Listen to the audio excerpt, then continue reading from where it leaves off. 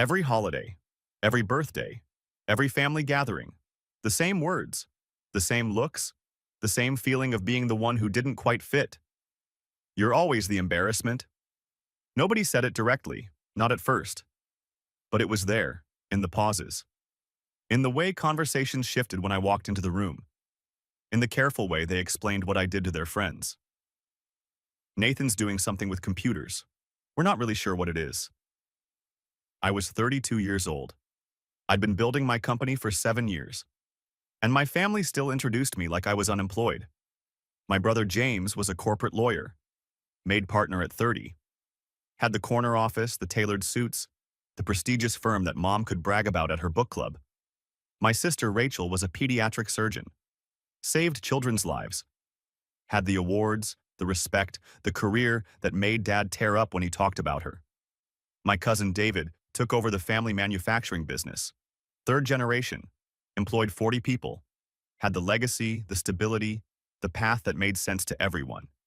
And then there was me, Nathan, the one who does something with computers.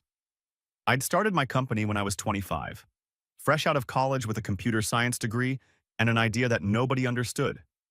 A project management app. Not for big corporations, for small teams, freelancers, remote workers, people who needed something simple but powerful. Why would anyone pay for that? Dad had asked when I told him. There are already apps for that.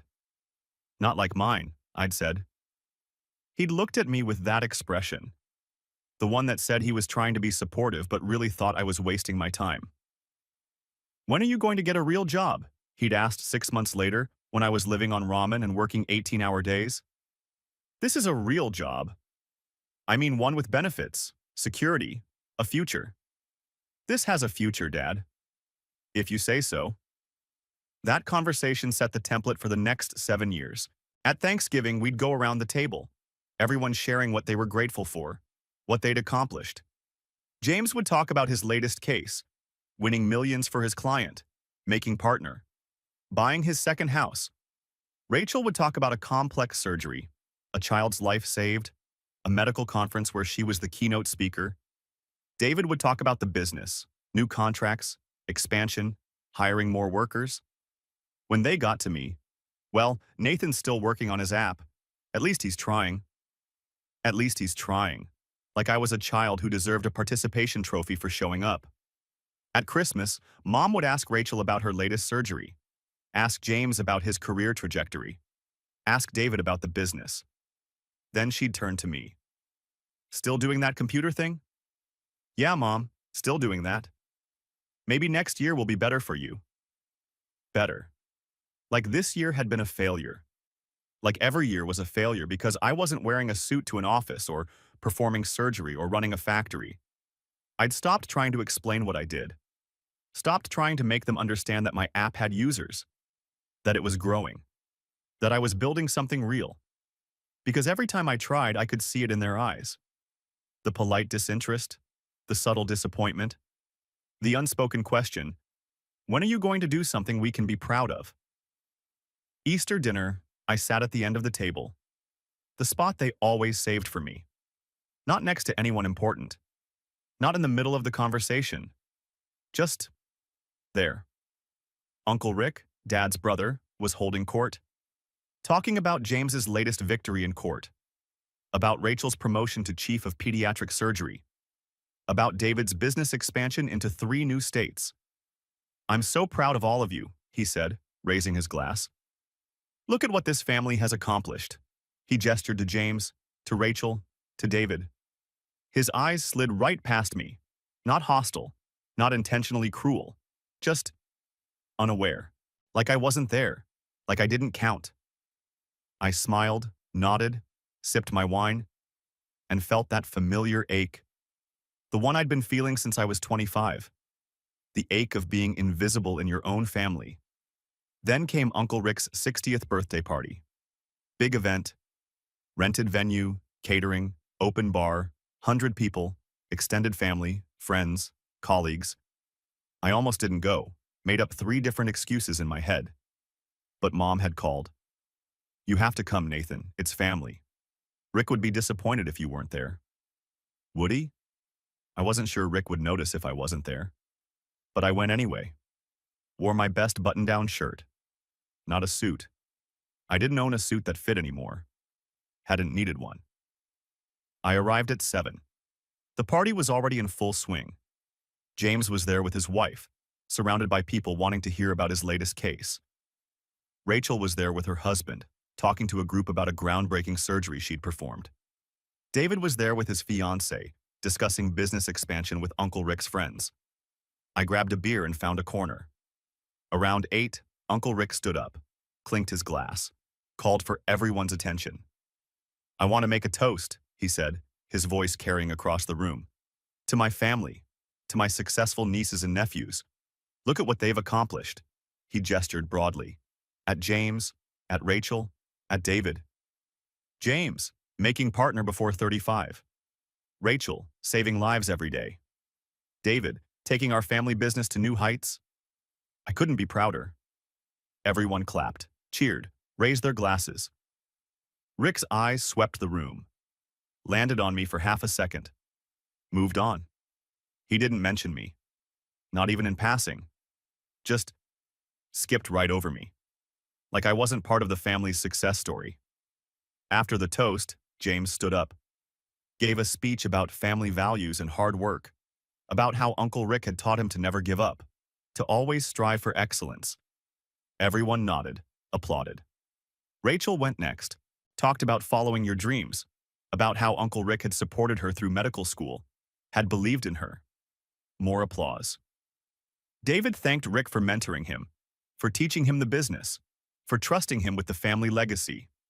Standing ovation. Nobody asked me to say anything. Nobody looked at me expectantly. I was just there, in the corner, holding my beer, watching. After the speeches, I was standing alone near the bar when Aunt Linda walked past. Rick's wife. My aunt. Someone I'd known my entire life. She stopped, smiled at me. That sympathetic smile people give when they feel sorry for you.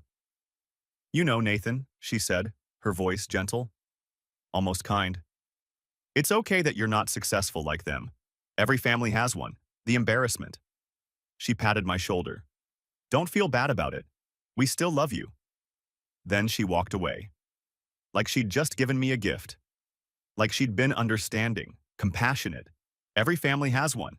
The embarrassment. I stood there, beer in hand, frozen, watching her walk across the room to join the celebration. And something inside me just clicked. Not anger, not rage, just clarity. I'd spent 7 years trying to prove myself to people who'd already decided I didn't matter. 7 years hoping they'd notice, hoping they'd ask, hoping they'd care. They didn't. They wouldn't. And I was done hoping. I finished my beer, set the glass on the bar, walked out of the party, drove home to my small apartment, sat on my couch, opened my laptop, and looked at my company's dashboard. The app had 73,000 active users. Revenue was growing 20% month over month. We'd just closed our Series B funding, $8 million. I had standing acquisition offers from 3 major tech companies. Offers I'd been sitting on, waiting for the right time. I pulled up the highest offer, $62 million. I stared at it for a long time. Then I opened my email and wrote to my lawyer. "Accept the offer. Let's close this deal." I hit send, closed my laptop.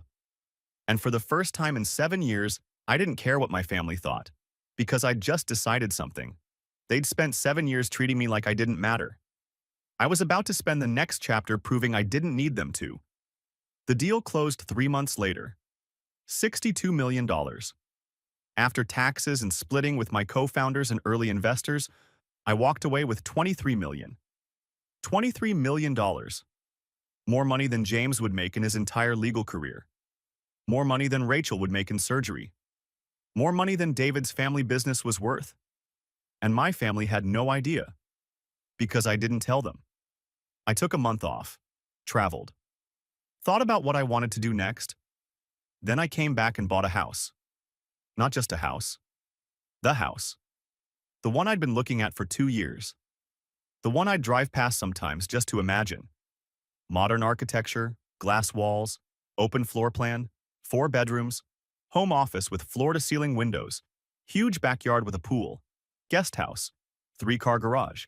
The kind of house that said, I made it, I paid cash, closed in 2 weeks, spent the next month making it perfect. Furniture, art, landscaping, pool guy, house cleaner, everything. It was beautiful, exactly what I'd imagined. Then I decided to have a housewarming party. Big one, catering, bartender, live acoustic music, the works.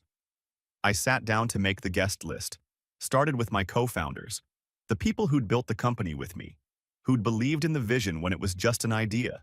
Added my mentor, the guy who'd advised me through every funding round, every difficult decision, every moment I'd wanted to quit. My college roommate, the one who'd let me crash on his couch when I couldn't afford rent, who'd invested his savings in my Series A even though it was risky. My best friend from childhood, the one who'd never once asked when I was getting a real job, who'd just believed in me. Friends from my coding boot camp, from industry meetups, from conferences. People who'd supported me, encouraged me, celebrated small wins when nobody else was paying attention. I got to 75 names. Then I stopped, looked at the list, and realized something. My family wasn't on it. Not mom, not dad, not James, Rachel, David, Uncle Rick, Aunt Linda. None of them. I stared at the list for a long time. Part of me thought, you should invite them, their family. But another part remembered, every at least you're trying, every maybe next year, every still doing that computer thing, every toast that skipped over me, Uncle Rick's 60th birthday, Aunt Linda's words. Every family has one, the embarrassment. I looked at the list again. 75 people who'd believed in me when it mattered. 0 people who'd treated me like I didn't matter. I closed my laptop without adding anyone. Sent out 75 invitations, 0 to family. And I didn't feel guilty. I felt free. The party was on a Saturday in June. Perfect weather. Sunny. 75 degrees. Not a cloud in the sky. I'd hired a catering company. Set up a bar in the corner of the backyard. Arranged for a local acoustic guitarist to play. Strung lights across the patio. The house looked incredible. People started arriving at 2. My co-founder Marcus came first, bringing his wife and a bottle of expensive whiskey. Holy crap, Nathan, he said, standing in the entryway, looking around. You actually did it. You bought the dream house. I did. It's perfect, man. I'm so happy for you. More people arrived. My mentor David, who'd advised me through every funding round. My college roommate Chris, who'd let me sleep on his couch when I couldn't make rent. My childhood best friend Tyler, who'd never once asked when I was getting a real job. Friends from coding boot camps, from industry conferences, from startup meetups, people who'd believed in me when nobody else did. By 3, the backyard was full.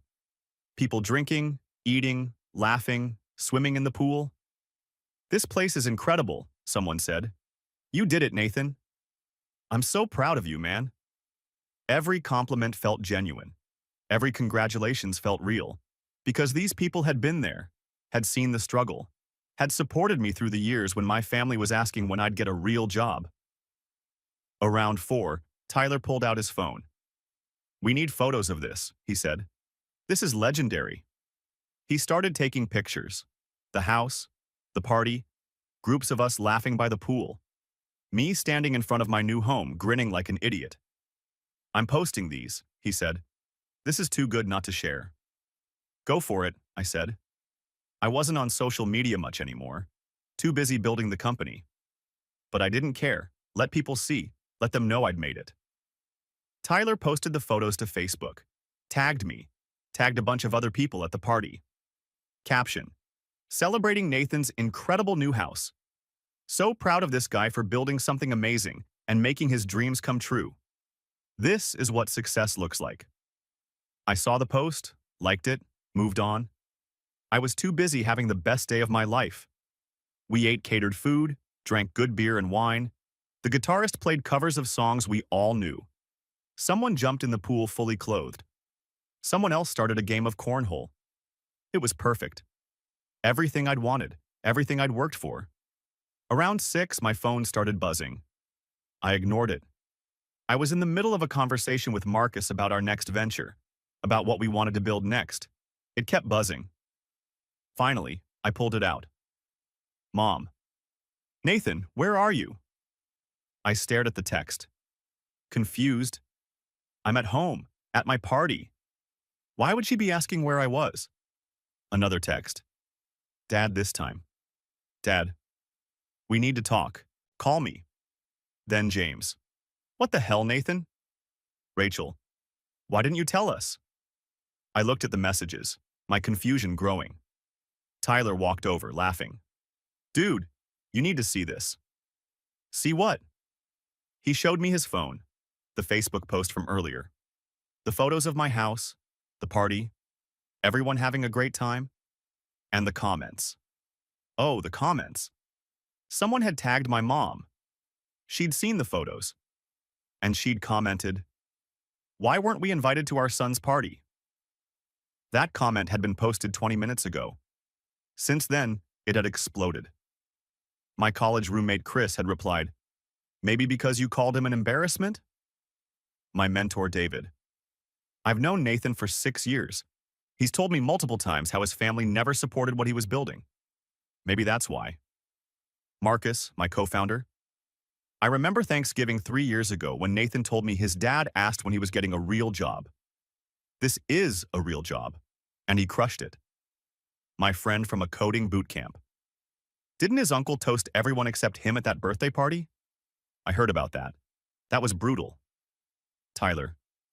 Maybe don't call someone an embarrassment and then expect an invitation. Just a thought. The comments kept coming. Someone had posted a screenshot. A text thread from a family group chat I'd left years ago. I didn't even know someone had saved it. It was Mom, Dad, James, Rachel, Uncle Rick, and Aunt Linda discussing me. James. Nathan's still doing that app thing. How long is he going to keep pretending it's a real career? Mom. I just worry about him. He's wasting his potential. Aunt Linda. Every family has one. The one who doesn't quite make it. We just have to accept it. Dad. I wish he'd just get a stable job, something we could be proud of. The screenshot was there. Public. In the comments of Tyler's Facebook post. For everyone to see. More comments poured in from people I knew. People who'd supported me over the years. This house says otherwise. Looks like the embarrassment is doing just fine. Maybe you should have supported him when it mattered instead of dismissing him for 7 years. He surrounded himself with people who actually believed in him. That's smart. This is what happens when you treat family like they don't matter. Aunt Linda tried to comment. We always loved Nathan. This is all a misunderstanding. We're very proud of him. Someone immediately replied with another screenshot. Her exact words from Uncle Rick's party. Every family has one. The embarrassment. Don't feel bad about it. We still love you. The timestamp was there. The context was there. No way to spin it. Uncle Rick commented, "This is childish. Families should be there for each other. Nathan, you're being petty." 20 people responded within minutes. Where were you when he needed support? You literally skipped over him in your birthday toast, in front of everyone. He's not being petty. He's protecting his peace. Families should support each other. You're right. Where were you for the past 7 years? James tried to defend them. We were always proud of Nathan. We just didn't understand what he was doing. My mentor replied, "Not understanding is fine. Dismissing is not. There's a difference." Tyler added, "You had 7 years to ask, to try to understand. You chose not to." Rachel posted, "Nathan, we love you. We're so happy for you. We just wish we could have celebrated together." Marcus responded, "You had multiple chances to celebrate with him. At every holiday, every gathering. You chose to make him feel like a failure instead." Chris replied, "Remember when your mom said, 'Maybe next year will be better for you at Christmas?' Like every year was a disappointment?" I was there. I heard it. The comments were brutal, honest, public. Everything my family had said and done over the years was being laid bare, and they couldn't control the narrative. My phone was exploding.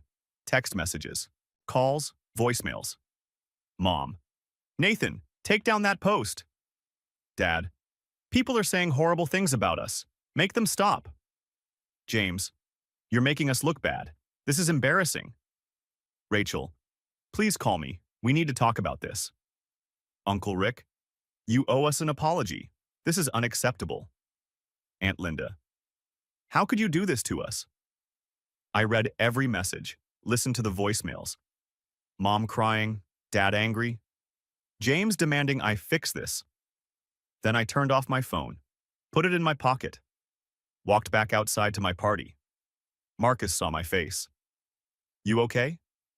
Yeah, I said. I'm perfect. Family freaking out? Yep. Want to leave? Deal with it? I looked around, at my house, at my friends, at people who'd been there for me when my family wasn't. No, I said. I want to celebrate. I raised my beer. Hey everyone, can I get your attention for a second? The backyard quieted. People turned to look at me. I just want to say thank you to all of you for being here, for supporting me over the years, for believing in me when it would have been easier to doubt. You're my real family, and I'm grateful for every single one of you. People cheered, raised their glasses. To Nathan, Tyler shouted. To success, Marcus added. To surrounding yourself with people who actually give a damn, Chris yelled. Everyone laughed, drank, celebrated. And I felt lighter than I had in years, because I'd finally stopped caring what my family thought. The party went until midnight. People left slowly, hugging me goodbye, telling me they were proud. Tyler was one of the last to leave. That Facebook thing is insane, he said. It's gone viral, like actually viral. What do you mean? He showed me his phone. The post had 4,000 reactions, 800 comments, shared over 200 times. Local news picked it up, he said. There's an article. Man throws party, excludes family who called him embarrassment. Internet responds. I stared at the headline. Holy crap. Yeah, you're famous now, in the best way. People are on your side. Like, overwhelmingly on your side. My family's going to lose their minds. They already have. Have you checked the family group chat? I'm not in it anymore. Someone leaked screenshots to me. He showed me his phone. A group chat titled Family, Mom, Dad, James, Rachel, David, Uncle Rick, Aunt Linda. All of them. Planning damage control. Discussing how to fix their image. Talking about calling me. Demanding I make a statement. Asking me to take down the post. Not once did anyone say, maybe we were wrong. Not once did anyone apologize for how they'd treated me. They were just upset about looking bad. Not about being bad. They're not going to change, Tyler said quietly. You know that, right? Yeah, I said. I know. Good. Because you don't need them. You never did. After Tyler left, I sat on my back porch. Alone. Looking at my house, my pool, my backyard. Everything I'd built. Without their help. Without their support. Without their approval. I'd done it anyway. And they'd missed it. Not because I'd hidden it, but because they'd never bothered to look. I turned my phone back on. 17 new voicemails. 43 text messages. I deleted them all without reading or listening. Opened Facebook. The post had grown. 5,000 reactions now. Over 1,000 comments. People I didn't know were weighing in. This is what happens when you treat family like they don't matter. Good for him. Surround yourself with people who lift you up, not tear you down. The best revenge is success, and he's clearly succeeded. I had a family like this. Cut them off 5 years ago. Best decision I ever made. Success doesn't need validation from people who never believed in you. I read through the comments for an hour and realized something. I wasn't alone. Thousands of people had experienced this, had families who dismissed them, who made them feel small, who only paid attention when success was undeniable. I told my story, accidentally, publicly, and it had resonated. I posted one comment on Tyler's post. Thank you all for the support. To everyone asking, yes, this is real. Yes, I'm okay. Better than okay. Sometimes the family you choose is more important than the family you're born into. Grateful for everyone who was there today. You know who you are. Then I closed Facebook, went inside, went to bed in my new house, and slept better than I had in years. I woke up Sunday morning to 127 notifications. The Facebook post had continued to grow overnight. Now it had 12,000 reactions, 2,000 comments, shared over 500 times. Local news sites had picked it up. Then regional ones. By Monday morning, a major tech blog had written about it. Tech founder excludes family from success. After years of being called embarrassment, the internet weighs in. The article detailed my company's acquisition, the house, the party, my family's comments over the years, the Facebook explosion. They'd interviewed some of the people who commented. My mentor David, my co-founder Marcus, even Tyler. All of them backing up the story.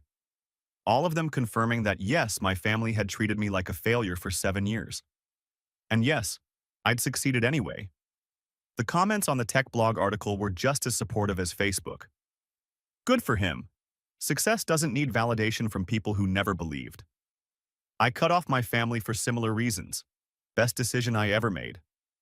They had 7 years to support him. They chose not to. That's on them. The fact that they're more upset about their image than about how they treated him tells you everything. My phone started ringing Monday morning. I turned it back on to check messages from my real friends. First call, Mom. I let it go to voicemail. Second call, Dad. Voicemail. Third call, James. Voicemail. Then texts started coming in. Mom. Nathan, please, we need to talk. This has gotten out of hand. Dad. Call me immediately. This is affecting the whole family. James. Do you have any idea what this is doing to us? Mom's friends are calling her. People at my firm are asking questions. Rachel. I had a patient's parent ask me about this today. At the hospital. This is humiliating. Uncle Rick. You've made your point. Now take down the post and let's move past this. I read every message. Not once did anyone apologize. Not once did anyone acknowledge that maybe, just maybe, they'd been wrong. They were just upset about the consequences, about looking bad publicly, about their friends and colleagues seeing who they really were. I typed one response, sent it to the family group chat I'd been added back to without my permission. I didn't make you look bad. I told the truth. If the truth makes you look bad, that's something you need to deal with, not me. Then I muted the chat. That afternoon, I got a call from a number I didn't recognize. I almost didn't answer. But something made me pick up. Nathan, this is Jennifer Wu from Good Morning America. We'd love to have you on the show to talk about your story. We think it's resonating with a lot of people who've had similar experiences with family dynamics. I sat down. Good Morning America wants to interview me? Yes, we're doing a segment on family expectations and success. Your story is perfect for it. Would you be interested? I need to think about it. Of course. Here's my number. Call me back by Wednesday if you're interested. After we hung up, I sat on my couch, staring at the wall. This had become bigger than I'd expected. Bigger than a Facebook post. Bigger than a local news story. I was becoming the face of something. A movement, almost. People who'd been dismissed by their families. Who'd succeeded anyway. Who'd chosen their peace over family obligations. Tuesday morning, Aunt Linda showed up at my house. I saw her car pull up through the window, watched her sit in the driveway for 5 minutes before getting out. When she knocked, I opened the door but didn't invite her in. Nathan, she said. Her voice was tight, controlled. We need to talk. About what? About what you've done. About the damage you've caused. I haven't done anything. I had a party. Someone posted photos, that's it. You know that's not true. You deliberately excluded us. You knew it would hurt us. And now you're letting the internet destroy our reputation. I'm not letting the internet do anything. They're reacting to the truth. The truth? Her voice got sharper. The truth is, we've always loved you. We've always been proud of you. Maybe we didn't understand what you were doing, but that doesn't mean we didn't care. You called me an embarrassment, she flinched. That was taken out of context. What context? You said, and I quote, "Every family has one, the embarrassment." To my face. At Uncle Rick's birthday party. How is that out of context? I was trying to make you feel better. By calling me an embarrassment? How does that make anyone feel better? You're twisting my words. No, I'm repeating them. Exactly as you said them. The only difference is now everyone knows. She stood there, mouth opening and closing, looking for an angle. A way to make this my fault. You need to make a statement, she said finally. Tell people this was a misunderstanding, that we're a loving family, that you overreacted. No. Nathan, I'm not lying for you. I'm not pretending the past 7 years didn't happen. I'm not making you feel better about how you treated me. We're family. You're related to me. There's a difference. She stared at me like I'd slapped her. You're going to regret this, she said quietly, when you realize what you've thrown away. I haven't thrown away anything. You did. 7 years ago. You just didn't notice until now. She turned and walked back to her car. Got in. Drove away. I closed the door and leaned against it. My hands were shaking. Not from anger. From adrenaline. From finally saying everything I'd wanted to say for years. That evening, Marcus called. Dude, have you seen the response? To what?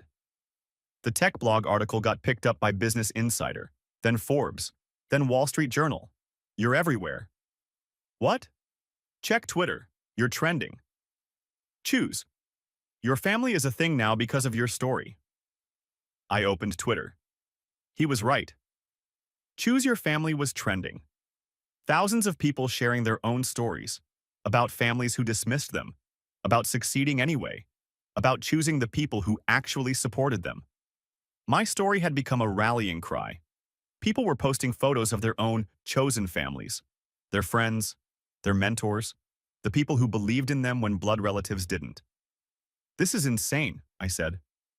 It's resonating, Marcus said, because it's real. How many people have families like yours? Who make them feel like failures? Who only care when success is undeniable? A lot, apparently.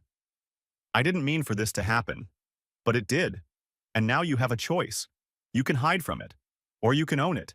Use your platform to help other people who've been through the same thing. How do I do that? Start by telling your story, fully, on your terms. Not through screenshots and Facebook comments. Actually tell it. Wednesday morning, I called Jennifer Wu back.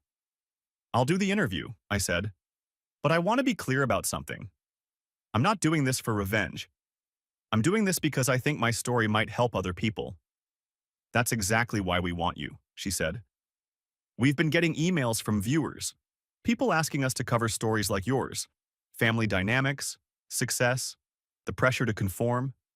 You're giving voice to something a lot of people feel but don't know how to express. The interview was scheduled for the following Monday. That gave me a week to prepare, to decide what I wanted to say, how I wanted to tell my story. Thursday, I got an email. From Mom. The subject line, "Please read this." I almost deleted it. But curiosity won. Nathan, I'm writing this because you won't answer my calls, because I need you to hear me, even if you don't want to listen. I'm sorry. I'm sorry for every, at least you're trying. I'm sorry for every, maybe next year. I'm sorry for not understanding what you were building, for dismissing it as that computer thing instead of asking you to explain it. I'm sorry we made you feel like a failure when you were actually succeeding. You're right. We treated you like you didn't matter, like your accomplishments were less important because we didn't understand them. And I'm sorry it took all of this public humiliation, for me to see it. I love you. I've always loved you. But I didn't show it the way you needed. I didn't support you the way you deserved. I'm not asking you to forgive me right away. I'm not asking you to fix our relationship overnight. I'm just asking you to know that I see it now. I see what we did wrong. And I'm sorry. If you ever want to talk, I'm here. Mom. I read it 3 times. It was the closest thing to a real apology I'd gotten. No excuses, no justifications, just acknowledgement. But it also came after everything blew up, after the internet saw, after her friends called asking questions. Was she sorry for how she'd treated me? Or sorry that everyone now knew how she'd treated me? I didn't know, I wrote back. One line. Thank you for the apology. I need time. I didn't say how much time, didn't promise anything, just acknowledged that I'd hurt her. Friday, Dad called. I answered. Nathan, he said. His voice was rough, tired. I saw what your mother wrote. I agree with every word. We failed you. I failed you. Yeah, you did. I thought I was being practical, encouraging you toward stability. A real job, as I kept saying. But you had a real job. You were building something incredible, and I was too stubborn to see it. Why are you calling, Dad? Because I owe you an apology, face to face if you'll let me, but right now, over the phone because I can't wait any longer. I'm sorry for everything, for making you feel like you weren't enough, for comparing you to James and Rachel and David, for not celebrating you the way I should have. His voice broke. You bought your dream house, and I didn't even know. I didn't know because I never asked, never cared enough to pay attention. I'm proud of you, Nathan. I should have said that 7 years ago. I should have said it every day since. I'm sorry I didn't. I sat in silence, processing. I appreciate you saying that, I finally said. Can we talk? In person? I want to see the house, want to hear about what you built, want to actually listen instead of dismissing. Not yet, but maybe soon. Okay, I'll wait. However long it takes. After we hung up, I sat on my couch for a long time. They were apologizing. Really apologizing. But 7 years of hurt doesn't disappear with sorry. 7 years of feeling invisible doesn't vanish with one conversation. Saturday, I met Tyler for coffee. How are you holding up? He asked. I don't know. My family's apologizing. The internet's on my side. Good Morning America wants to interview me. It's a lot. Are you going to forgive them? Your family? I don't know. Part of me wants to. They're still my parents, my siblings. But another part remembers every holiday, every gathering, every time they made me feel worthless. You don't have to forgive them, Tyler said. Not right away, not ever, if you don't want to. Forgiveness is for you, not them. Don't do it because you feel obligated. What would you do? Honestly, I take my time. Let them sit with their apology. See if they actually change or if they're just sorry they got caught. How do I tell the difference? Time and actions. Talk is cheap. Change is expensive. See what they're willing to pay. That night, I sat down and wrote out everything I wanted to say in the Good Morning America interview. Not a script, just notes, key points, about building something when nobody believed in you, about the cost of family dismissal, about finding your people, about success not needing validation, about choosing yourself when choosing family means choosing pain.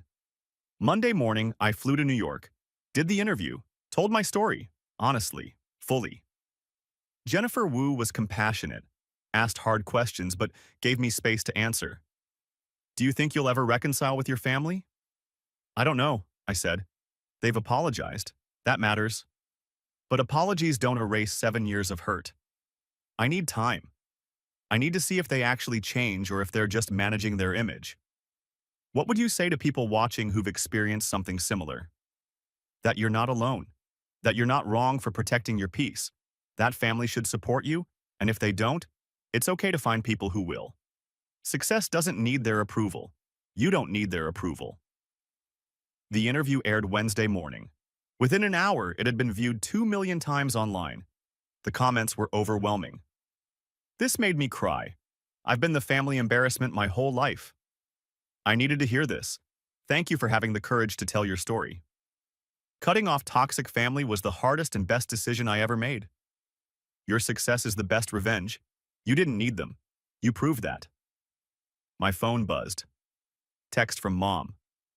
I watched your interview. I understand why you need time. Take all the time you need. I love you. No demands, no guilt, just acceptance. Maybe that was progress. Maybe that was a change. Time would tell. 3 months after the interview, life started to feel normal again. The media attention faded.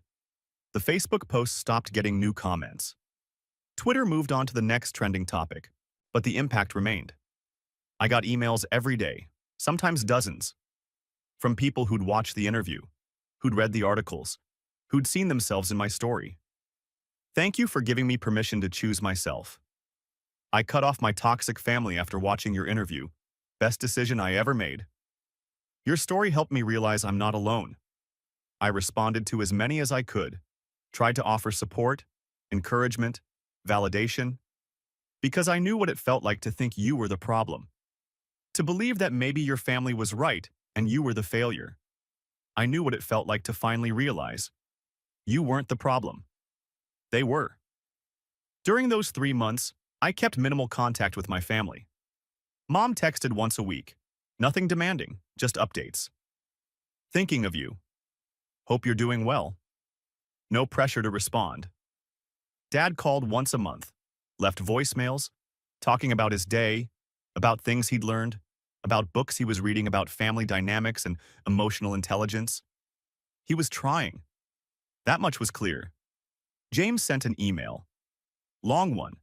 Apologizing for how he'd defended them, for not standing up for me, for being part of the problem. I was jealous, he wrote. You did something I was too scared to do. You took a risk, built something from nothing. I followed the safe path and convinced myself that made me better than you. It didn't. It just made me conventional. I'm sorry. Rachel sent a handwritten letter, delivered to my house. In it, she detailed every time she'd failed to support me, every gathering where she'd stayed silent when someone dismissed me, every holiday where she'd gone along with treating me like I didn't matter. I was complicit, she wrote. Not speaking up is the same as agreeing. I should have defended you. I should have celebrated you. I didn't. And I'm sorry. Uncle Rick and Aunt Linda didn't reach out at all. I wasn't surprised. 4 months after the interview, I invited Tyler and Marcus over. We sat on my back porch drinking beer, watching the sun set over the pool. How are you doing? Marcus asked. Really? Better, I said. The anger's gone. Now it's just sadness, I guess. Sadness for what it could have been if they'd been different. Are you going to forgive them? Tyler asked. I think so, eventually. But forgiveness doesn't mean forgetting. Doesn't mean going back to how things were. What does it mean then? It means moving forward without the weight of resentment. It means acknowledging they're trying without pretending the past didn't happen. That's healthy, Marcus said. More healthy than I'd be. I'm trying. Therapy helps. You're in therapy? Yeah. Started 2 months ago. Figured if I'm going to process all this, I should do it right. Good for you, man. Seriously. 5 months after the interview, I agreed to meet my parents for coffee. Just them. No James, no Rachel, no extended family, just Mom and Dad. We met at a neutral location, a coffee shop halfway between my house and theirs. They arrived early. I saw them through the window, sitting at a corner table, looking nervous. I took a deep breath and walked in. Nathan, Mom said, standing up immediately. She looked like she wanted to hug me but wasn't sure if she should. I hugged her. Brief. Awkward. But a start. Hi, Mom, Dad. We sat down, ordered coffee, sat in uncomfortable silence. Finally, Dad spoke. Thank you for agreeing to meet us. I'm not saying everything's fixed, but I'm willing to try. That's all we're asking, Mom said.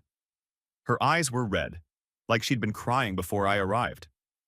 We've been working on ourselves, going to counseling, reading books, trying to understand where we went wrong. And? I asked. And we were terrible to you, Dad said bluntly.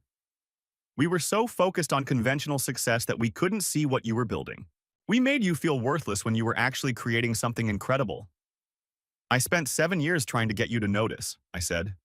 7 years hoping you'd ask, hoping you'd care. We should have noticed, Mom said. That's on us, not you. You shouldn't have had to prove yourself to us. We should have just believed in you. Why didn't you? She thought about it for a long time. Fear, I think. Fear that if you failed, we'd have to watch you struggle. It was easier to dismiss what you were doing than to risk being disappointed. But that's not your burden to carry. That's ours. I was never going to be James or Rachel or David, I said. I was never going to be a lawyer or a doctor or take over a family business. That wasn't me. We know, Dad said, and we're sorry we made you feel like that was a problem. We talked for 2 hours about the past, about what hurt, about what needed to change going forward. By the end, nothing was fixed. But something had shifted. They weren't asking me to forget. They weren't asking me to pretend it didn't happen. They were just asking for a chance to do better. I'd like to see the house, Mom said as we were leaving. When you're ready, no pressure. Okay, I said. Maybe in a few weeks. We'll wait, Dad said. However long it takes. 6 months after the interview, I invited them over. Just Mom and Dad. Small steps. They arrived on a Saturday afternoon. I gave them a tour. Showed them every room, explained the architecture, the design choices, the things that made it mine. Mom cried in the home office. This is beautiful, Nathan. Everything you've built, the house, the career, the life. It's beautiful. Thank you. Dad stood in the backyard, looking at the pool, the guest house, the landscaping. You did this, he said quietly. Without us. Without our help. Without our support. You did this. Yeah, I did. I'm proud of you. His voice broke. I should have said that 7 years ago. Every day since. But I'm saying it now. I'm so proud of you. We stood there for a while. Not saying anything. Just existing in the same space without tension. Before they left, Mom hugged me. Longer this time, tighter. I love you, she said. I've always loved you. I just didn't know how to show it the way you needed. I know, Mom. I love you too. 8 months after the interview, James called. Hey, I know we haven't talked much, but I wanted you to know, I quit the firm. You what? I quit. Handed in my resignation last week. I'm starting my own practice, smaller, more focused on helping people instead of making partner. James, that's huge. I know, it's terrifying. But watching you take that risk 7 years ago and succeed, it made me realize I've been playing it safe my whole life. I don't want to do that anymore. I'm proud of you. Thanks. And Nathan, I'm sorry. For everything. For not standing up for you. For being part of the problem. You deserved better from me. I appreciate that. Think we could grab dinner sometime, just us? I want to hear about what you're working on now. Really hear it. Not just nod along like I understand. Yeah, I'd like that. 10 months after the interview, Rachel invited me to her daughter's birthday party. My niece. 4 years old. I'd barely seen her over the years because family gatherings had become so toxic. I know it's a lot to ask, Rachel said on the phone, but Sophia keeps asking about her Uncle Nathan. She saw photos of your house and thinks you're the coolest person ever. I laughed. She does? Yeah, please come. I want her to actually know you, not just know of you. I went. Brought a present. Played with the kids. Talked with Rachel and her husband like adults instead of adversaries. It was nice. Normal. The way family should be.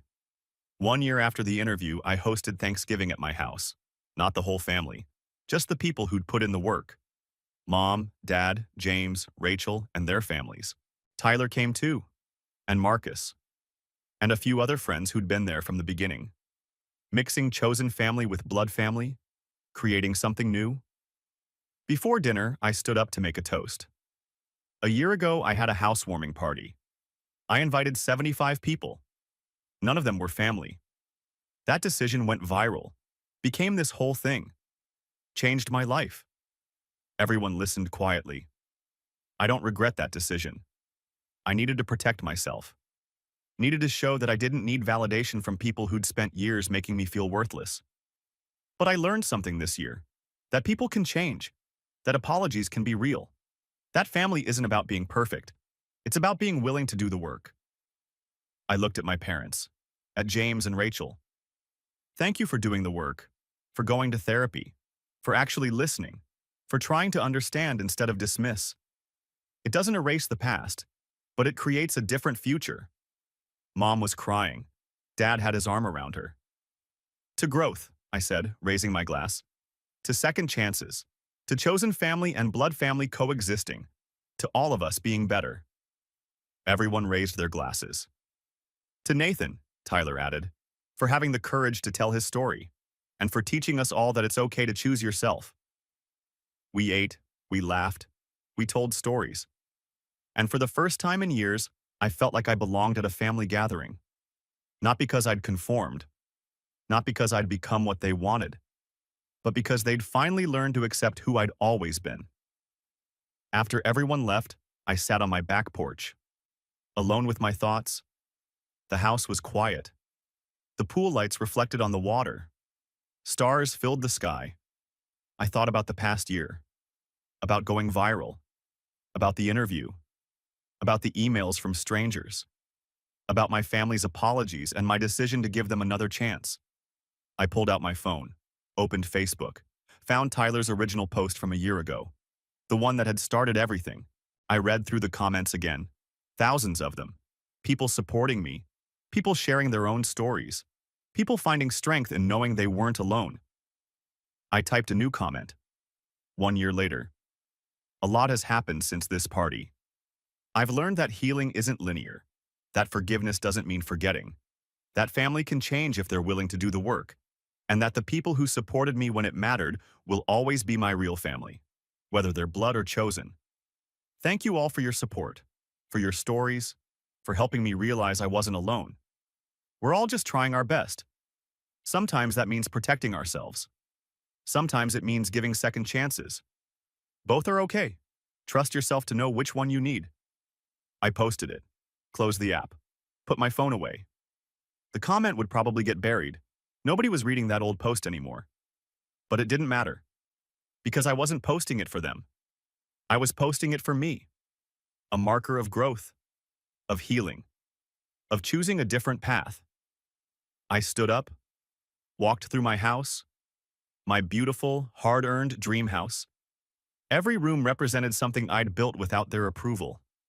Every piece of furniture was a choice I'd made without their input. Every photo on the wall was a memory they hadn't been part of.